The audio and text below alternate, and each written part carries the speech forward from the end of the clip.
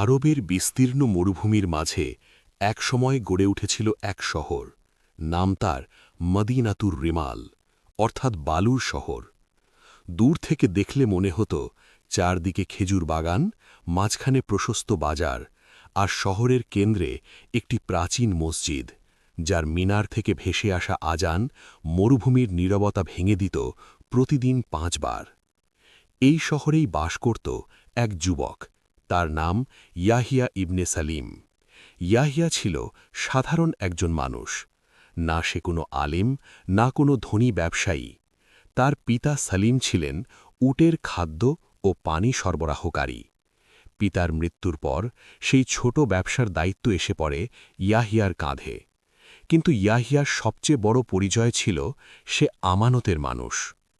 একদিন মদিনাতুর রিমালে অস্বাভাবিক ব্যস্ততা দেখা দিল। দামেস্ক থেকে আগত এক কাফেলা শহরে প্রবেশ করল। কাফেলার প্রধান ছিলেন এক বিখ্যাত ব্যবসায়ী, হারিস আল আতিক। তিনি শহরের গভর্নরের সঙ্গে সাক্ষাৎ করতে এসেছেন।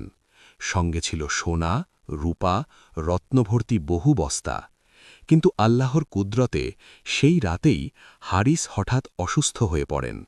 মৃত্যুর আগ মুহূর্তে তিনি গভর্নরকে ডেকে বললেন, আমার সঙ্গে একটি ছোট থলে আছে। ভিতরে রয়েছে এক টুকরো চামড়ায় মোড়ানো কিছু কাগজ। এগুলো কোনোভাবেই যেন হারিয়ে না যায়। যদি আমি বাঁচি নিজ হাতে নেব, আর যদি না বাঁচি এগুলো এমন একজনের হাতে তুলে দিও যে আল্লাহকে ভয় করে। সেই রাতেই হারিস ইন্তেকাল করেন। গভর্নর দুশ্চিন্তায় পড়ে গেলেন, কার হাতে আমানত তুলে দেবেন।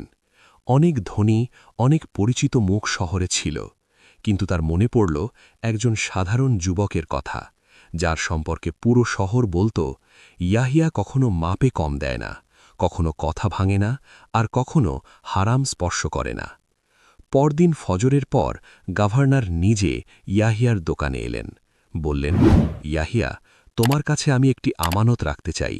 আমি জানি না এর ভেতরে কি আছে, কিন্তু এর দায়িত্ব বড়। ইয়াহিয়ার হাত কেঁপে উঠল। সে বলল, হে আমির, আমি তো সাধারণ মানুষ, আপনি অন্য কাউকে। গভর্নর বাধা দিয়ে বললেন, না, আমানতের যোগ্যতা ধন নয়, তাকওয়া। ইয়াহিয়া থলেটি হাতে নিল। মনে হল যেন পুরো মরুভূমির ওজন এসে পড়েছে তার হাতে। সে থলেটি খুলে দেখেনি।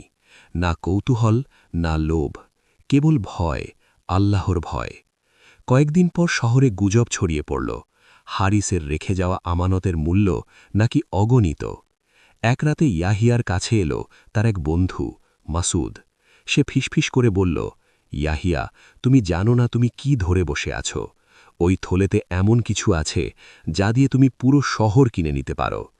ইয়াহিয়া শান্ত গলায় বলল, আমি জানি না, জানতেও চাই না। মাসুদ হেসে বলল, একবার দেখলে কি হয়, আল্লাহ তো ক্ষমাশীল। ঠিক তখনই ইয়াহিয়ার কানে ভেসে এলো মসজিদ থেকে ইশার আজান, ইন্নাল্লাহা ইয়ামুরুকুম আন তুআদ্দুল আমানাতি ইলা আহলিহা। নিশ্চয়ই আল্লাহ তোমাদের নির্দেশ দেন আমানত তার প্রাপকের কাছে পৌঁছে দিতে। ইয়াহিয়ার চোখ ভিজে উঠল। সে মাসুবের দিকে তাকিয়ে বলল, আল্লাহর হুকুমের পরে আর কোনো যুক্তি চলে না। কয়েক সপ্তাহ পর হারিসের একমাত্র পুত্র আব্দুর রহমান শহরে এলো। সে বলল, আমার পিতা বলেছিলেন যদি তিনি না থাকেন একজন আমানতদার যুবকের কাছে তার কিছু জিনিস থাকবে। গভর্নর সঙ্গে সঙ্গে ইয়াহিয়াকে ডাকালেন।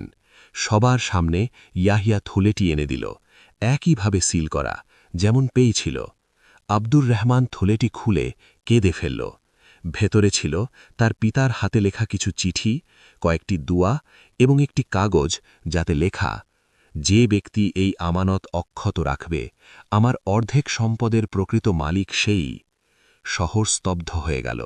গভর্নর বললেন, ইয়াহিয়া, তুমি এখন ধনী। ইয়াহিয়া মাথা নিচু করে বলল, আমি যা করেছি তা আমার ঈমানের দাবি, দয়া করে এটাকে পুরস্কার বানাবেন না। কিন্তু আব্দুর রহমান জোর করেই সম্পদের অর্ধেক তার হাতে তুলে দিল। ইয়াহিয়া সেই সম্পদ দিয়ে মসজিদ সংস্কার করল, এতিমদের খাদ্য দিল, আর নিজের জন্য রাখল কেবল প্রয়োজনটুকু। মৃত্যুর আগ পর্যন্ত সে বলত, বালুর শহর টিকে নেই সোনায়, টিকে আছে আমানতের ওপর।